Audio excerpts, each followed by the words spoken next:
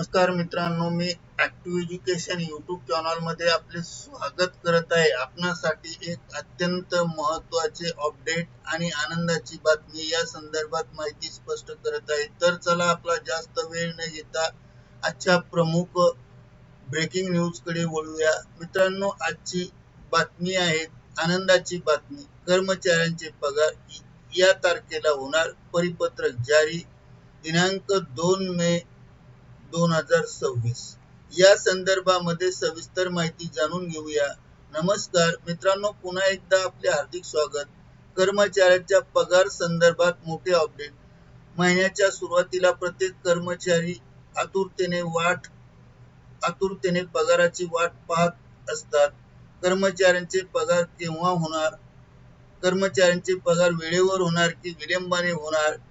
याबाबत अधिकृत अपडेट जाणून घ्या। या व्हिडिओच्या माध्यमातून पुढील प्रमाणे ब्रेकिंग न्यूजचे स्पष्टीकरण करूया। ब्रेकिंग न्यूजचे स्पष्टीकरण करण्यापूर्वी आपण जर ऍक्टिव्ह एज्युकेशन यूट्यूब चॅनलवर नवीन असाल तर चॅनलला लाईक, शेअर आणि सबस्क्राईब करायला विसरू नका। तर चला पाहूया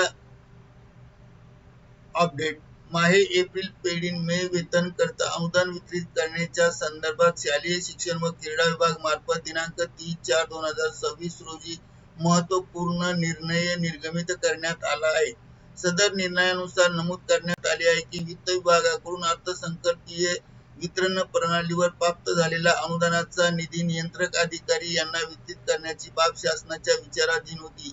यानुसार सन 2026 आणि 27 या आर्थिक वर्षातील शालेय शिक्षण व क्रीडा विभागाकरिता अर्थसंकल्पित झालेला व वित्त विभागामार्फत भीम्स प्रणालीवर प्राप्त झालेला निधी नियंत्रक अधिकाऱ्याच्या अधीनस्थ ठेवण्यासाठी मान्यता देण्यात येत आहे। सदर निधी हा वित्त विभागाने भीम्स प्रणालीवर उपलब्ध करून दिलेला निधी अनुदान अटी शर्तीच्या अधीन राहून वितरित करण्यास मान्यता दिली आहे। सदरचा निधी हा सर्वसाधारण शिक्षण, सर्वसाधारण संचालन व प्रशासन सचिवालय, सामाजिक सेवा सचिवालय, शालेय शिक्षण व क्रीडा विभाग, सर्वसाधारण माध्यमिक शाळांना सहाय्यक अनुदाने, जनजाती उपाययोजना, जनजाती क्षेत्र उपाययोजना, अशासकीय कनिष्ठ महाविद्यालयांना सहाय्यक अनुदान, सैनिकी शाळांमधील आदिवासी विद्यार्थ्यांच्या तुकडीला सहाय्यक